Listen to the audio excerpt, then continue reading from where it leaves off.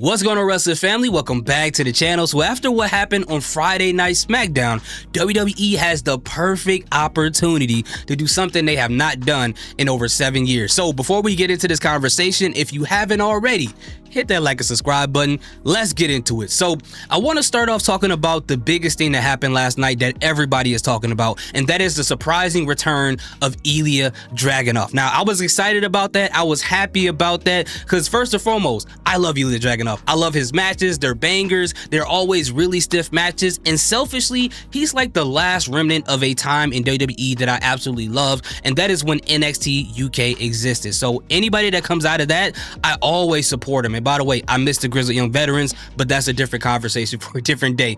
But after an amazing match against Sami Zayn, we saw something even more shocking than his return. We saw Ilya Dragunov become the new WWE United States Champion, which is great for the SmackDown mid-card division, and I think he's going to be a great champion. We're going to get some great matches out of this title, just like we did with Sami Zayn. But what does this have to do with the subject I talked about in the intro?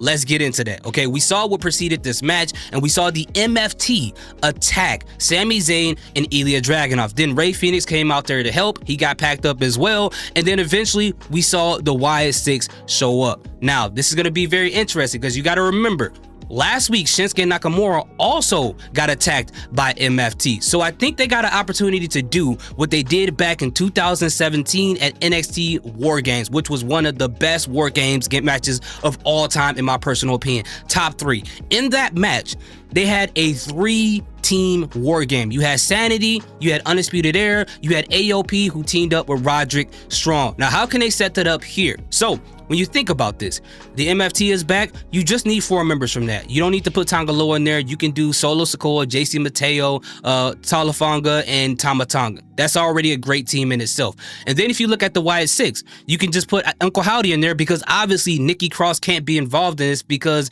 they can't do intergender matches, which sucks for her, man. I think she needs more to do, but we'll talk about that in a different video. But obviously you'll have Eric Rowan, you'll have Dexter Lumis, Joe Gacy, and you'll have Uncle Howdy. That'll be the 4 there. But then when you look at team packed up by MFT, right, which would include Sami Zayn, Shinsuke Nakamura, Rey Fenix, and then you'll have Ilya Dragunov, and that'll be a 3-team War Games match, and I think that match will feel so big. That'll be a big deal right there, right? To come back to that moment and try to recreate a classic match, which is, in my personal opinion, and their story that can be told in this ring here. I mean, MFTs probably want the tag team championships, and guess who has them?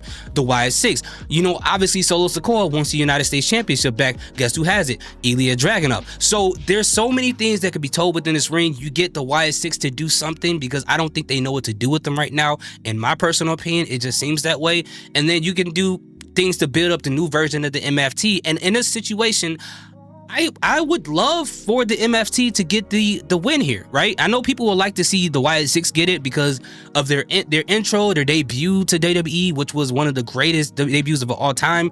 But if they can find a way to make it make sense, if it could be reasonable, and for the MFTs to get the Gorillas of Destiny face paint now, and for them to lose, it'll be weird unless Solo Sikoa is the reason that they lose. And I don't want to go down that rabbit hole of Solo losing over and over again. I feel like now is the opportunity that they can make the MFT seem more vicious, and maybe after this War Game match, they can shift the MFTs over to Monday Night Raw, and they can start some stuff over there and get the Raw Tag Team Championship. Solo could probably go after the Intercontinental Championship. There's so many new storylines that can happen there. Like, imagine a Gorillas of Destiny, even if it's Talafanga and Tama Tonga, you know, which Talafanga wasn't originally in the Gorillas of Destiny, against, like, you know, I don't know, against the Judgment Day, right? JD McDonough and Finn Balor, or versus Sheamus and Rusev. Or there's so many different opportunities, and Raw definitely need more tag teams on their roster. So there's so many versions of that tag team for the MFT they can mix and match if they were to go over there to Raw. But anyway, I'm yapping. I think this is what they can do, and if they do it this way, this could be a big deal. I'm still not gonna go to the show. It's way too expensive, but I think overall this will be a great idea. What do you guys think about that? Let me know in the comment section. Thank you guys so much for watching. Salute, peace, have a great day.